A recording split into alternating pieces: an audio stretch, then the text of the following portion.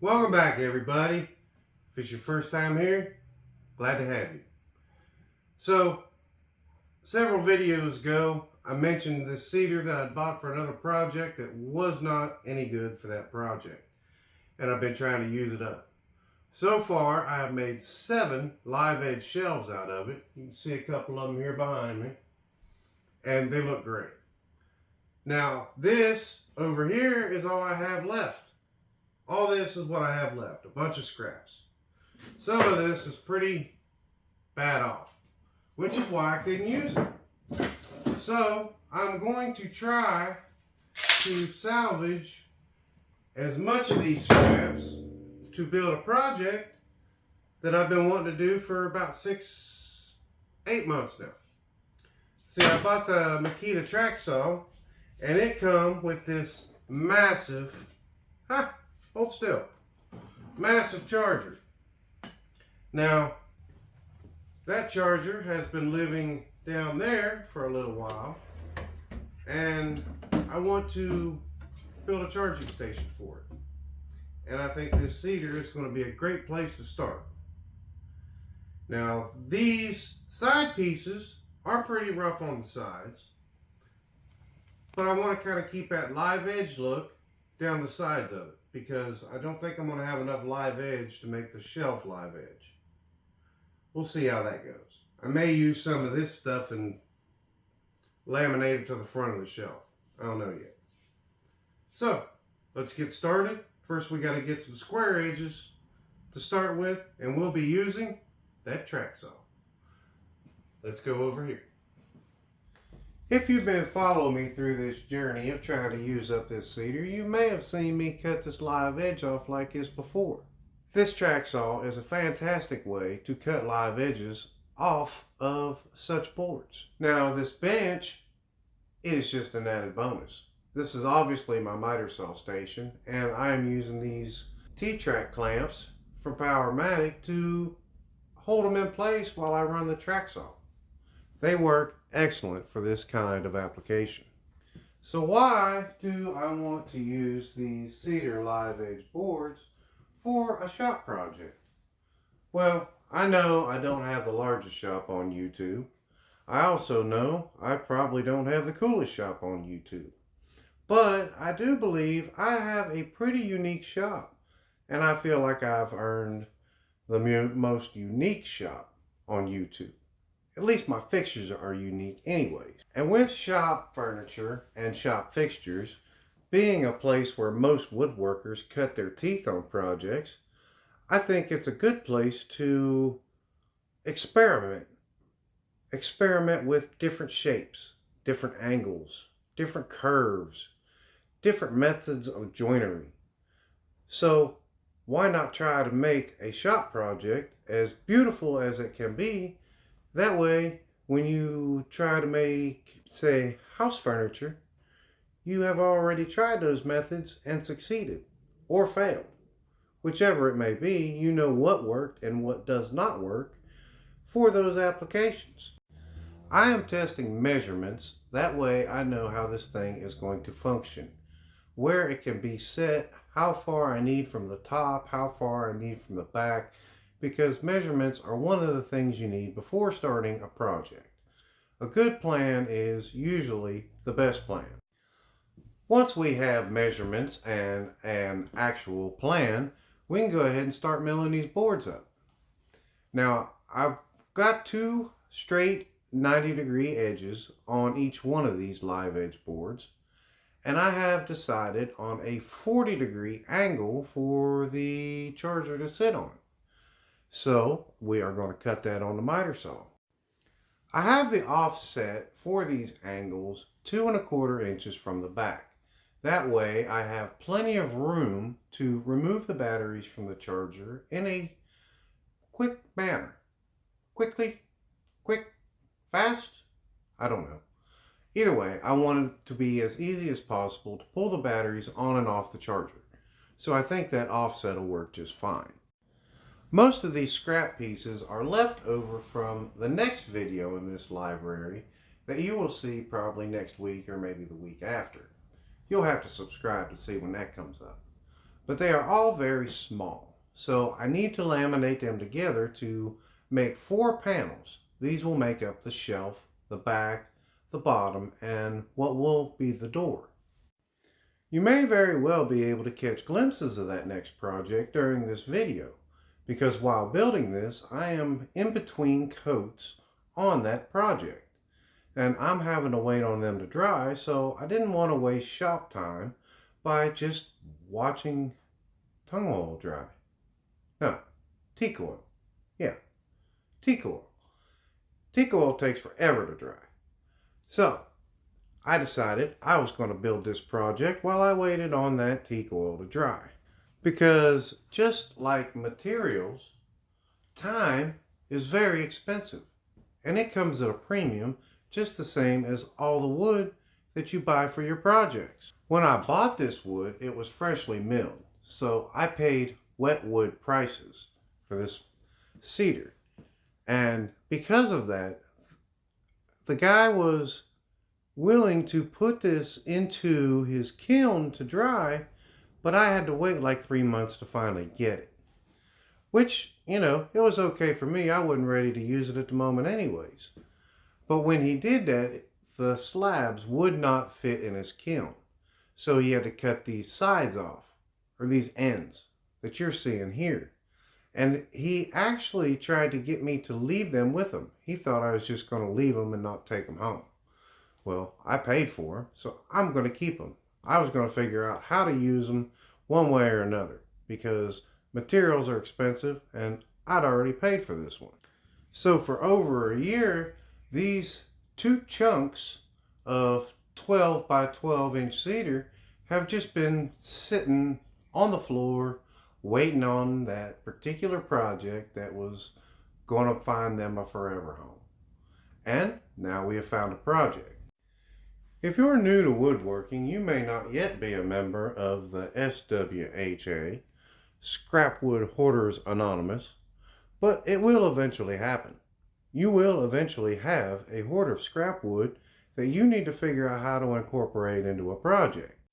Because finding the strength to throw that scrap wood into the burn barrel, that is almost impossible. You will end up with a hoard larger than your shop eventually. So please make sure you get help to deal with your scrap wood problem. Back to our little scrap wood project here. This is what will become the back of this charging station.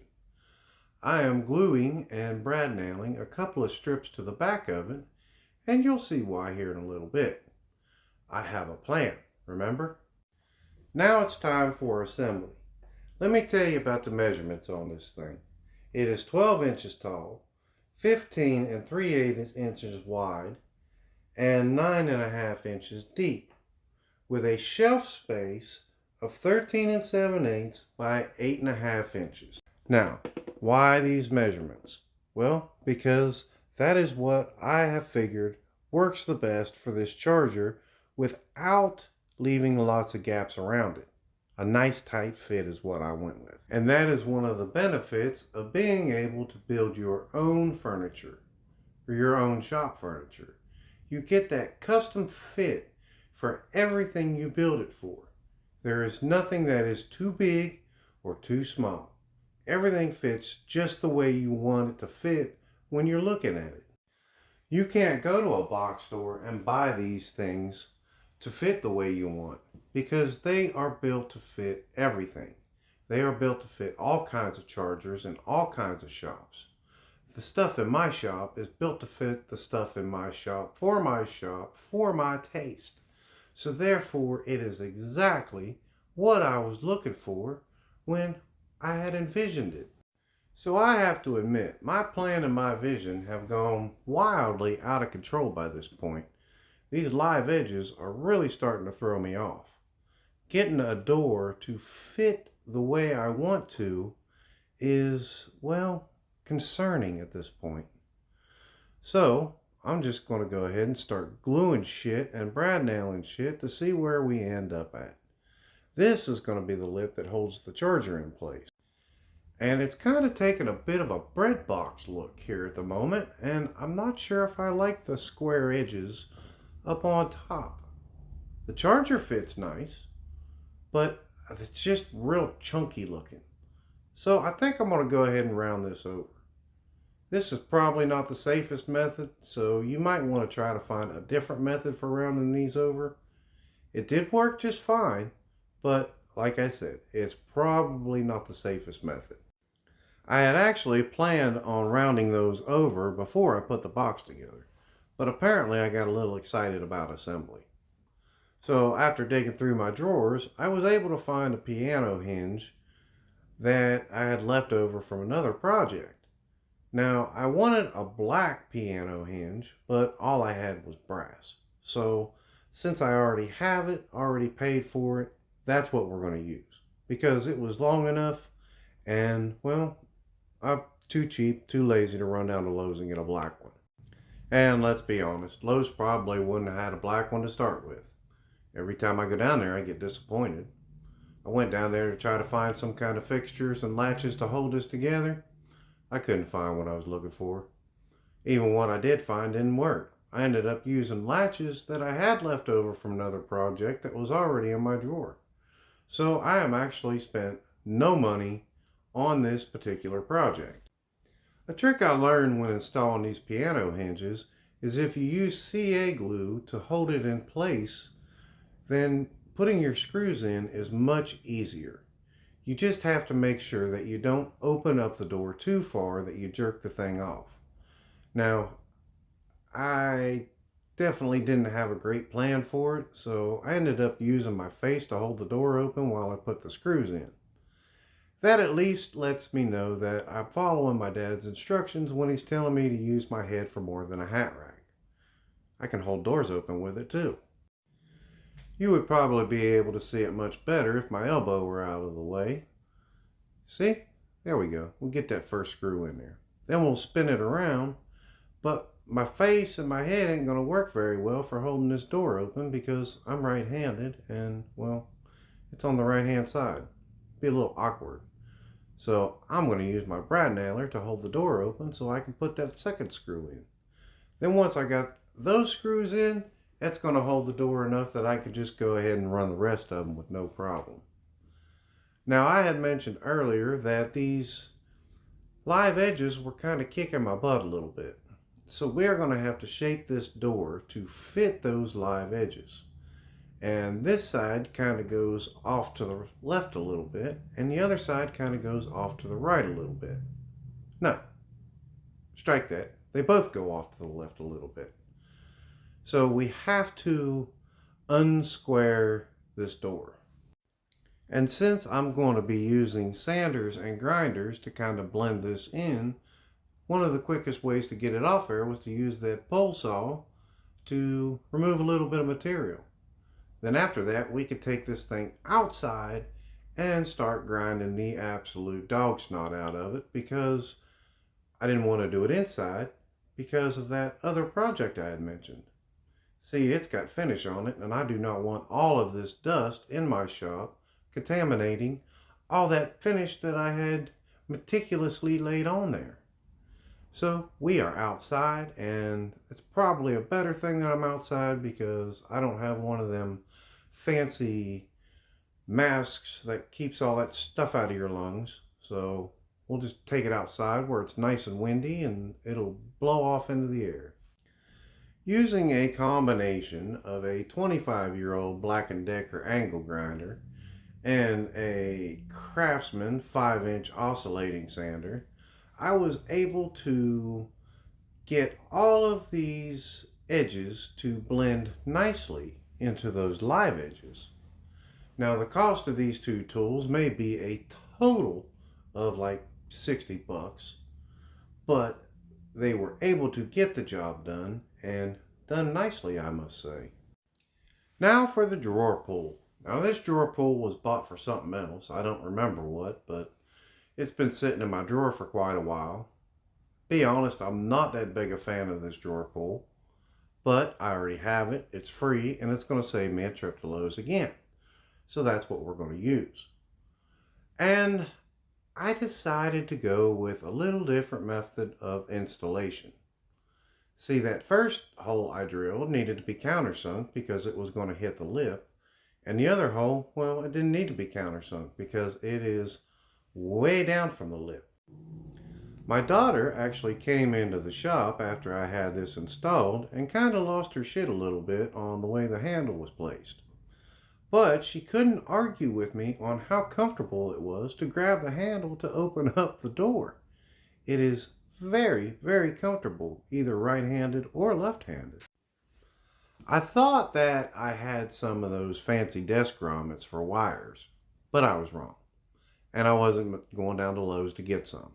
So I grabbed a drill bit that was just large enough for the plug to fit down into, and we are going to place those right underneath the charger. The plug comes out of the charger on the right hand, but the outlet is on the left side of the charging station. So I drop down under the right hand side and come back up through the left hand side. What you're seeing me doing now is putting the back of this charging station on the wall. Remember earlier I brad nailed and glued those spacers on there? Well, this is going to act kind of like a cleat. It's going to slide right down inside those dados that I ran earlier. This was actually a genius part of my plan because there was absolutely no way I was getting a drill in there to run screws. That opening is just barely big enough to get batteries in. No way I was getting a drill in there to attach this thing to the wall. Some people may come into my shop and they may look at my walls and think, man, you have such cluttered walls. But you know what? When you have limited floor space and you have all of this wall space, why not use all of the wall space? That's what it's there for. It's included in the square footage. You might as well use the walls from top to bottom. Cram as much stuff on these walls as you can to save your floor space. Also, use your ceiling space. It's good space.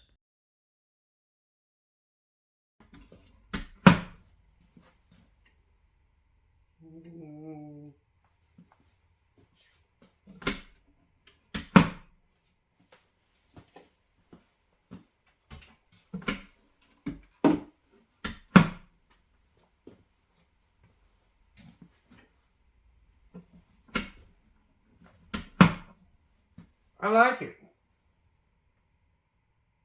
It is a little tight right here, but it is above the chuck when it's fully up, so it's not going to hinder any feed capacity. The cord is okay. I can live with that. This one here kind of driving me crazy.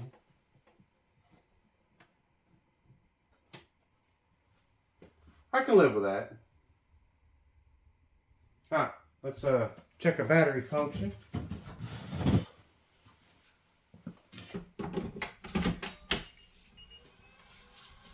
Beautiful.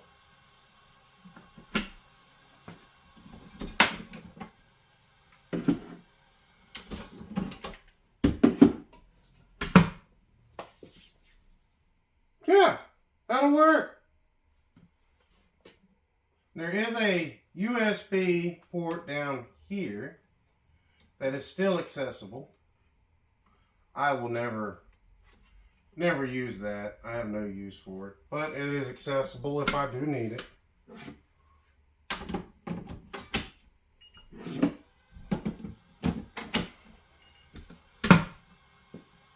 Hell yeah.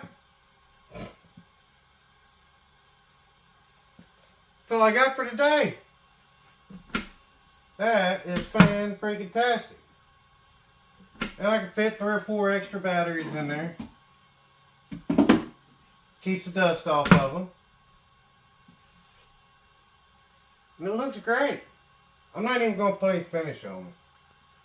It's nice and tight to the wall.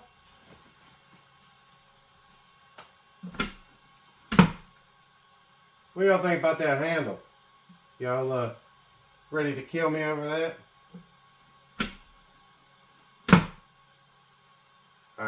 That's all I got for today. Hit that like, that subscribe, and come back and see some more weird shit like this.